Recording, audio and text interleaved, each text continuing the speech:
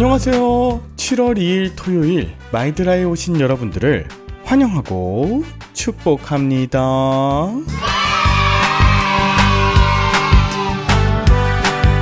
최근 생활고등을 이유로 일가족 모두 숨지는 안타까운 사건이 끊이지 않고 있는데요. 특히 어린아이의 경우 자신이 동의하지도 않았는데 부모의 극단적인 선택 때문에 함께 희생된다는 점에서 더 큰 비극이 아닐 수 없습니다.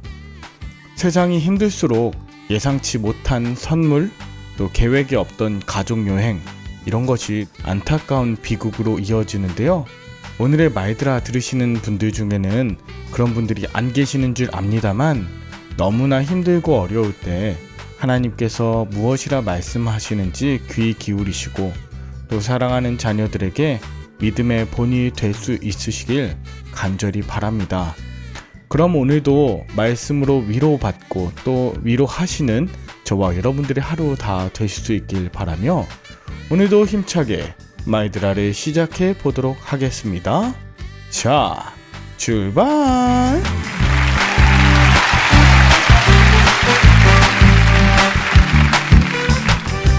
오늘은 민수기 32장입니다. 오늘 본문은 르우벤과 갓 지파 그리고 므낫세 지파의 일부가 요단 동편에 정착하는 내용이 나오는데요. 르우벤과 갓 지파 자손들이 아셀과 길르앗 땅, 즉 요단강 동편에 거주하겠다고 하면서 요단강을 건너지 않겠다고 합니다.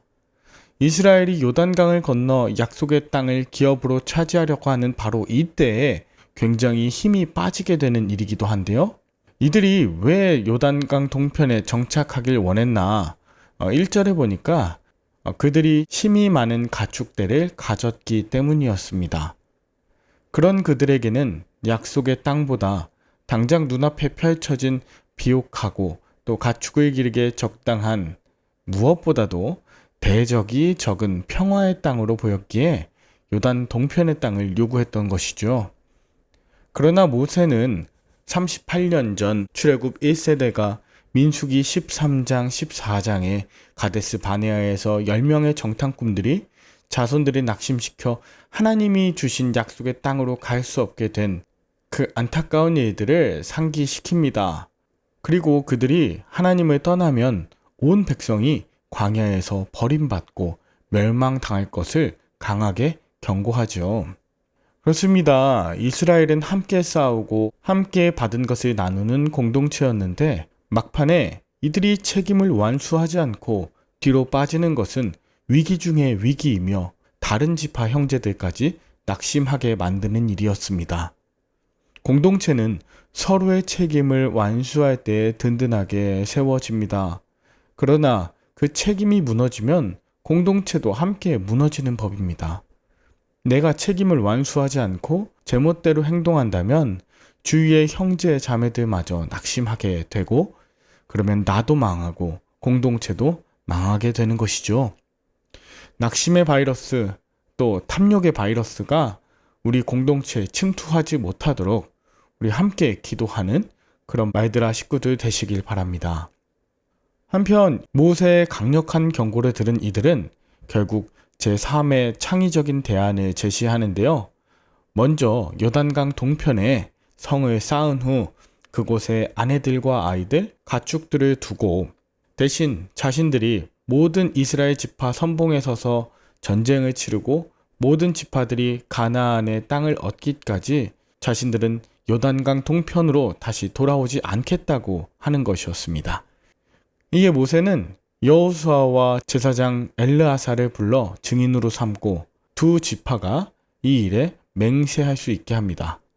그리고 이 두 지파가 여호와 앞에서 서서 전쟁해야 함을 강조하며 서약의 내용을 공포하죠. 그런데 갑자기 므낫세 지파의 절반이 여기에 동참합니다. 잘못된 선례가 이처럼 다른 이들에게 영향을 끼치고 있는 것이죠.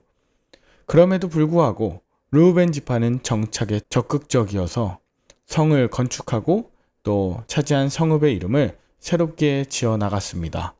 그리고 갓 지파는 사해와 갈릴리 호수의 중간에 가장 목축하기에 적합한 땅을 고르고 므낫세 지파의 마길과 야일은 주어진 기회를 마음껏 활용해 아모리인들을 쫓아내고 길르앗 촌락들을 빼앗은 성읍에 새 이름을 지어 나갔습니다. 그럼에도 불구하고 결국 이들은 자신들의 선택에 대가를 치러야만 했습니다. 후에 르우벤 지파는 가장 먼저 포로로 끌려가면서 역사의 무대에서 점점 사라져 갔습니다. 갓 지파의 땅, 야복강이 흐르고 초목이 짙어 주변 나라들이 언제나 호시탐탐 노리는 곳이기도 했습니다. 그래서 끊임없이 외세에 노출되고 어려움을 당하게 됩니다.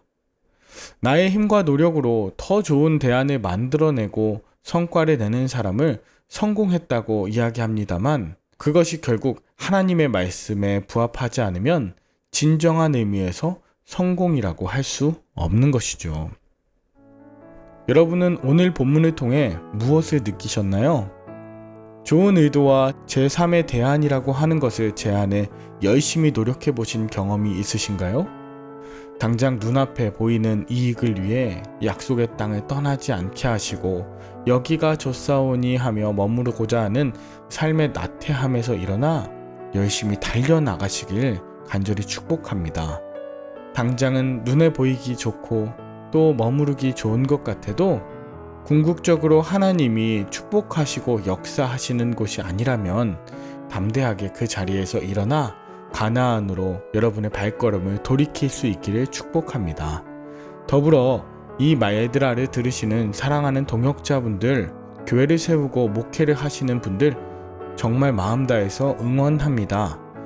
단순한 양적 부흥과 또 성장이 아니라 하나님 말씀 중심 그리고 예수 그리스도 중심의 복된 교회를 세워 가실 때에 여러분이 계신 그 자리를 날마다 말씀이 이루어지게 하는 복된 성지가 되게 하실 줄 믿습니다.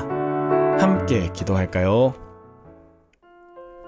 하나님 아버지, 지금까지 말씀 따라 잘 살아왔다고 생각했는데 크고 작은 유혹 앞에 흔들리고 마음 약해지는 나 자신을 볼 때가 있습니다. 다 왔다고 생각했는데 요단강 동편의 마지막 때에 마음이 흔들려 적당히 타협하고 싶을 때도 있습니다.